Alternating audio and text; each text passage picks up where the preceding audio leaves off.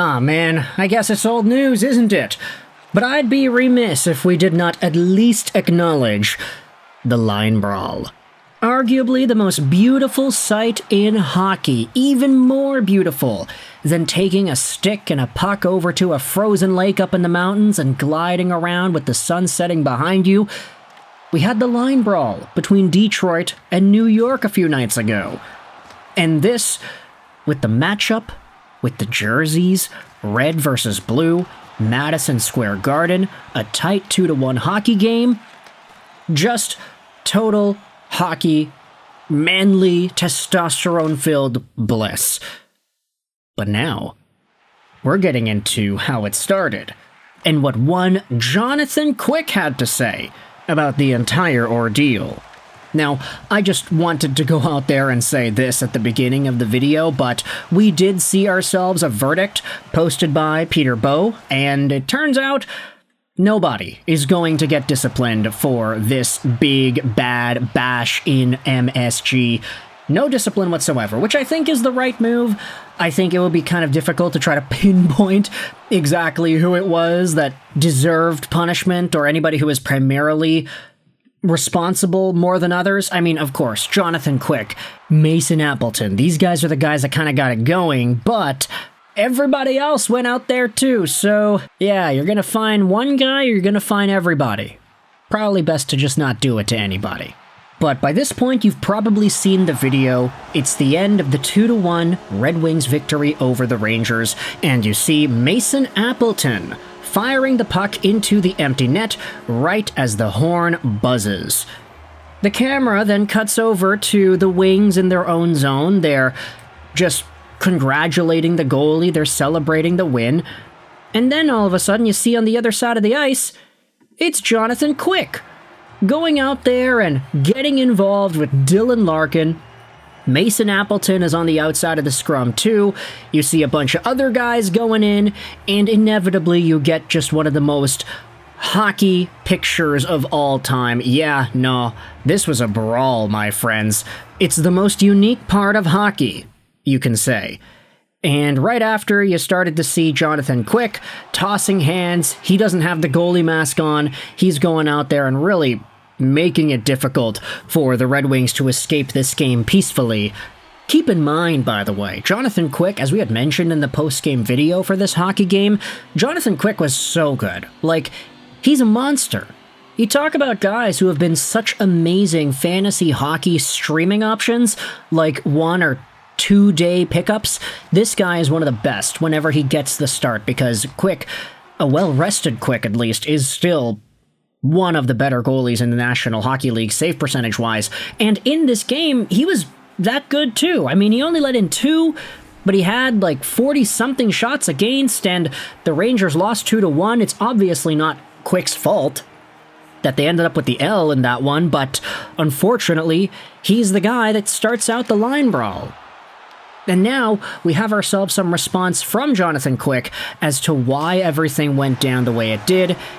Here's what he went out there and said after Mason Appleton shot the puck into the empty net. The horn goes, a couple of seconds pass, Appleton shoots it in the net. I don't know why the Red Wings were surprised that we went out there and fought back. It's usually the response when something like that happens, so the boys jumped in. They did the right thing. Now, here's the thing. If you watch the video feed, it honestly looks to me like Mason Appleton is shooting the puck right as the horn expires, not after. Now, if you go frame by frame, audio bit by audio bit, you can say that the horn does sound for a brief moment before Appleton gets the shot off, but I think just the movement that Appleton has to get control of the puck, set his hands into a shooting position, that is about the time that it takes for the horn to go off. So by the time it does go, he was already in the motion to get a shot through. And at that point, it's like, all right, well, yeah, maybe it did come a tiny, teensy-weensy millisecond or 2 late, but Jonathan Quick saying, yeah, no, we're not going to take that sitting down. You got to answer the bell.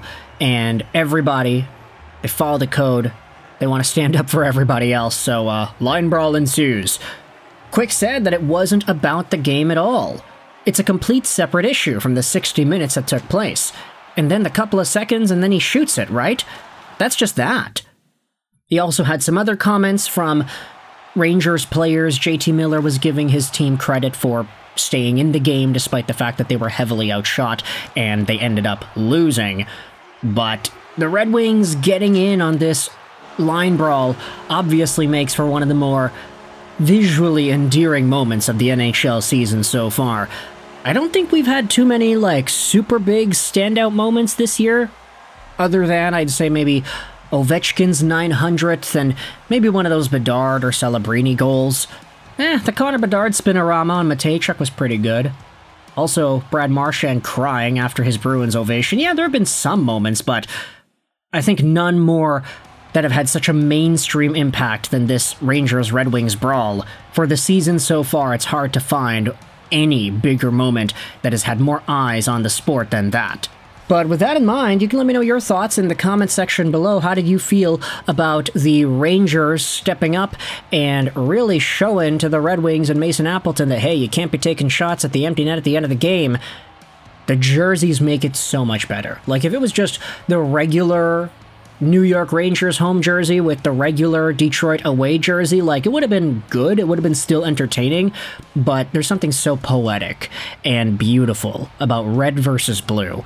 And we have started to see some reports as well that this game between the Wings and the Rangers has started a conversation around the sport as to whether or not color-on-color jersey matchups are actually more of an option in the NHL.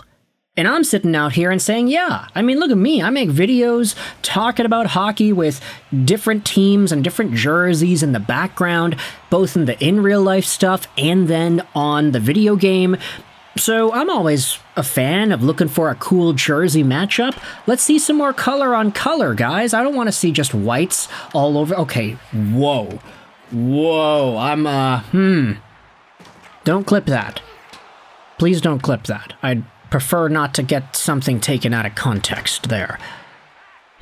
I can edit that out, but I don't know if I should. That was really funny. I apologize, but you know what I mean, right? This red and blue matchup was so fun, and if we can see other matchups, as long as the colors aren't close to each other, let's see the Philadelphia Flyers in a bright orange go out there and take on, I don't know, the Minnesota Wild in green. Okay, maybe that's a bad jersey idea. How about the Penguins bright yellow and the LA Kings black? Ooh, that'd be a nice one. Don't you agree? If you enjoyed this video, you can let me know in the comment section all your opinions about Jonathan Quick speaking out about the line brawl, his opinions on it. He's kind of the guy that kickstarted it all off, really likes help out with the algorithm. I'd really appreciate that. I hope you enjoyed this video. And bye.